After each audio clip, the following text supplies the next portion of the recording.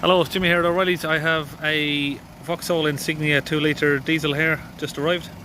Okay, I'm in the vehicle, got my scan tool here ready to get plugged in, but before we start we have cleaning the exhaust filter, must continue driving.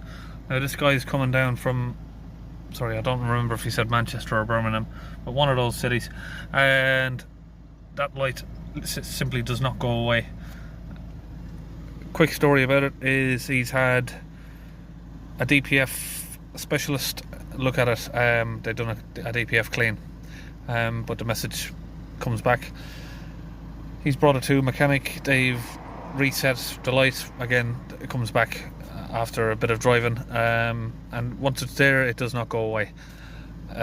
He doesn't get any lights on, anything other than that message, so something strange going on. Let's have a look and see what we can do. So basically what I'm looking to do here, I've just got that in, I'm waiting for it to load up, is not do what the other garages have been doing, which is obviously replacing parts, doing DPF cleans, sending him on his way, the light comes back on as soon as he drives down the road. We need to just try and figure out what's going on by looking at some live data. Okay, I'm using the Launch Eurotab 3 scan tool here from launchtech.co.uk. We have looked at the ECU here, there is no fault whatsoever. Let's just confirm. Yep, there's no fault on her. So we are going to have to go to data stream.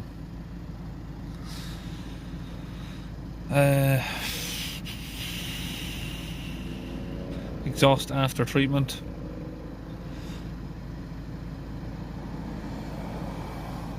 DPF differential pressure. So one of those are going to be the pressure and one maybe the voltage. Let's have a look at that. Fuel temperature. Just have a look at what seems interesting to me. Soot accumulation, engine coolant temperature. Maybe if the engine coolant is not reaching temperature, it won't ever get a chance to do its clean. Temperature sensor 1, 2, 3.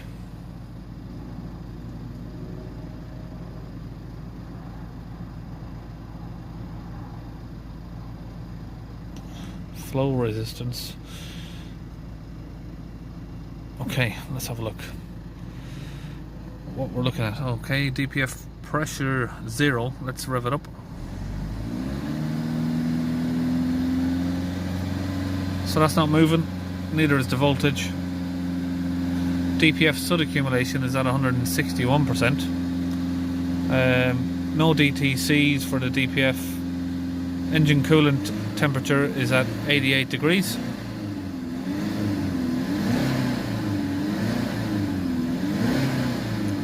Exhaust gas temperature sensors all reading 0, as well as this one.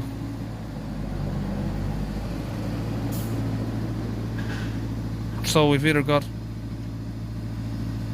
some sort of connection issues, or we have what looks to be a DPF delete remap. No pressure reading, no exhaust temperature readings, but we have a soot accumulation reading, so maybe they haven't done something correctly. Okay, so I've just used a different scan tool here just to confirm that that's given the same readings as the Launch, and it is. Okay, I'm going to leave both of those there for a minute. Pull the bonnet. So here's the bonnet up. It's a 2-litre Ecotech. DPF pressure sensor should be, well, on the last ones I've done they were sort of sitting around here somewhere. Let's see if I can find it. Might be different, I think this is a later model. Okay, there's the DPF sensor right down there. So I might disconnect it. I can see someone's already put new clips on it. So someone's had it off. You can see there's new clips on it right down there. Okay, I got a digital manometer hooked up to the DPF. Just going to confirm what sort of pressure is in it. I'm going to start the engine up.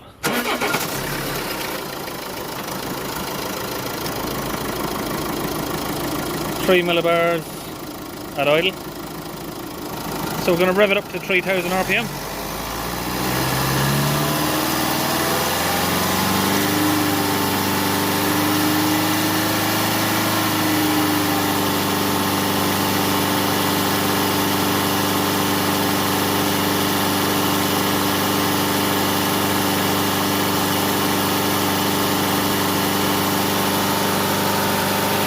Okay, so we have got some pressure, although it is quite low for one of these cars. It looks like that's been bent down there, that exhaust temperature sensor. Even though it does look brand new though, it's a brand new one. That looks quite new as well, the oxygen sensor. And that one's new. Another oxygen sensor there, brand new. So obviously someone's been working on this. The guy's only had the car a few weeks, so it's obviously been messed around with before he got it. When he bought the car, the engine light wasn't on, but next day the light came on. Or sorry, not the engine light, the drive to clean message. Okay, so what I'm going to do is I'm going to jack the car up and have a look underneath. It looks to me like someone's not removed the DPF, but maybe drilled a hole in it. And it is really annoying because I'm looking for my video scope to go with my launch diagnostic machine here, but I cannot find it. I seem to have lost it somehow. What I wanted to do with the video scope was go through the oxygen sensor and just have a look at the DPF to see if they've drilled a hole in it, or I don't think they've fully taken it out. Okay, I've got the car jacked up. You'll get a stand under there and then we'll have a look.